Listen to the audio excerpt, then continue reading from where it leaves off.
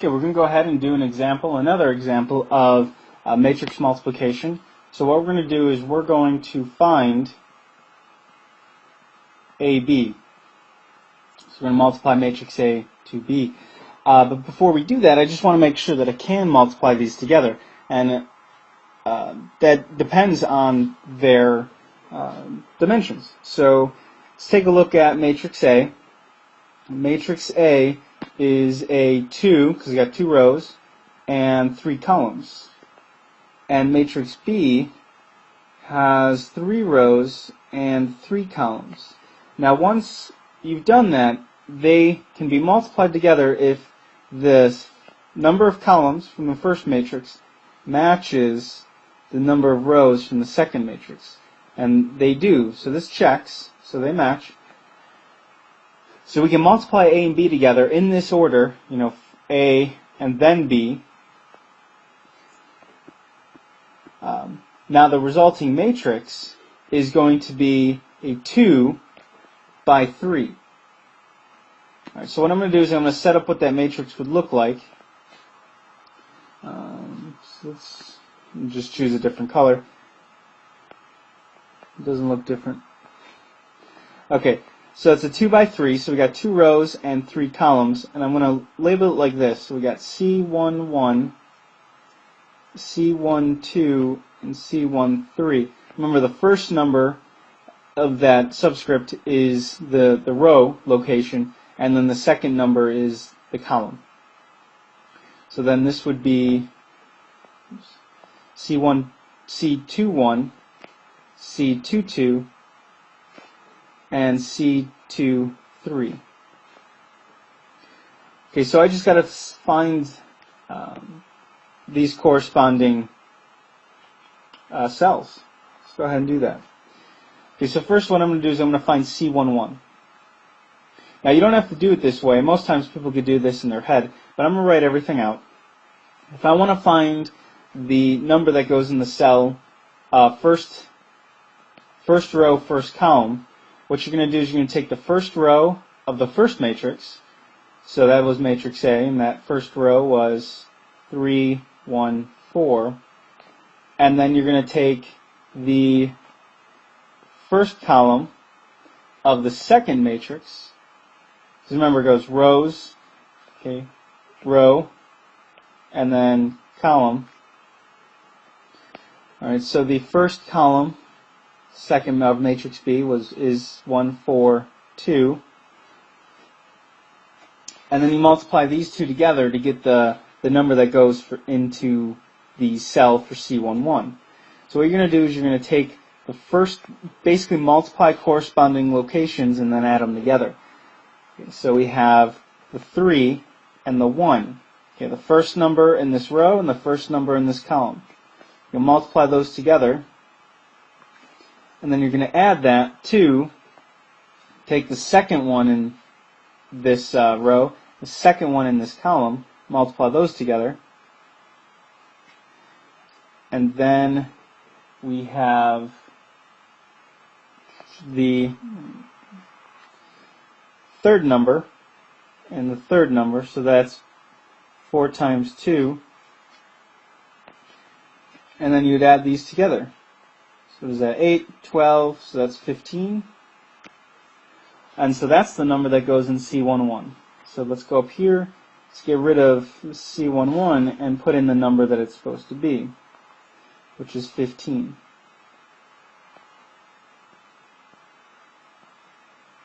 Okay, and then we're going to do that for the remaining 5 cells. I'll probably do a couple more and then just skip ahead. So let's do C12. So let's just erase this.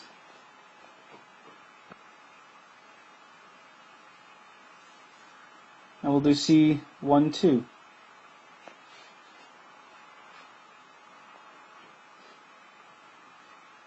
So what you're going to do is you're going to take the first row of matrix A, which is still 3, 1, 4, and then let me just center that a little better. There you go. And then the second column of matrix B, which is 3, negative 1, 4. Alright, so first number from the row and the first number from the column, multiply those together. Then you're going to take the second number in the row, second number in the column, multiply those together. And then the third number in the row, third number in the column, multiply those together. Add those now add all of these together, so 9, negative 1, plus 16. Okay. And that would be 24. So let's go up here and erase C12 and put in 24. All right, and that's the idea. So let's try C22.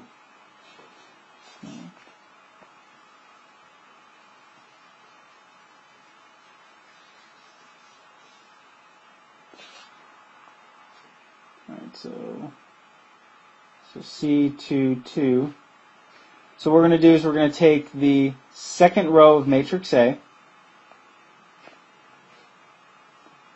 and the second column of matrix B. So that's 3, negative 1, 4. Do the whole thing over again. So what you're going to do is take the first number in the row, first number in the column, multiply those together. Second one in the row, second one in the column, multiply those together.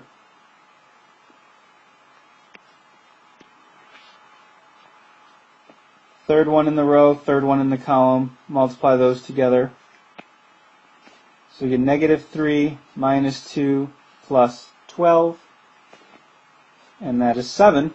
So that's what will go in that cell, C22. Okay, 7. And we're just going to keep repeating this process. So I'll just go through and finish the matrix.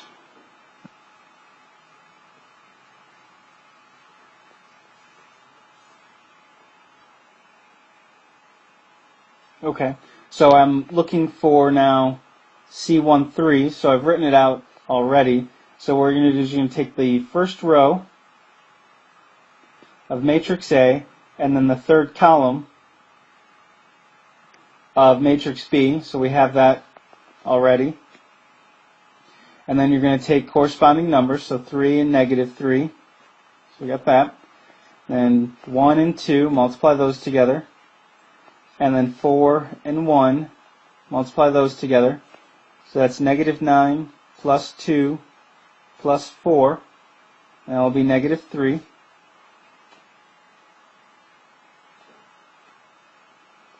Now to find C21, okay, we're going to take the second row of matrix A and the first column of matrix B, so that was 1, 4, 2. Okay, so multiply these together. So we have negative 1 and 1. Then you take the second in the row, second in the column, so 2 times 4. And then 3 and 2, multiply those together. So that's negative 1 plus 8 plus 6. Okay, and that's going to be 13. So we're almost done. We got one more cell to do. So let's just erase this and get that one set up. We're going to find the cell for row 2, column 3, and that's this one right here. So we get C23. Now that's going to be the second row of matrix A and the third column, third column of matrix B. So that's negative 3. Oops. So negative 3, 2, and 1. So let's go ahead and multiply these together now. So -1 times -3 plus 2 times 2 plus 3 and 1. So that's going to be 3 plus 4 plus 3, and that's going to give us 10. Let's go and replace C23 with 10. So I know that this took a while, but again, I wrote out every single step that you probably do not have to do, and most people can eventually do this in their head, but it's a good way of practicing it, and so I would recommend doing this until you're much better at it. So there you go.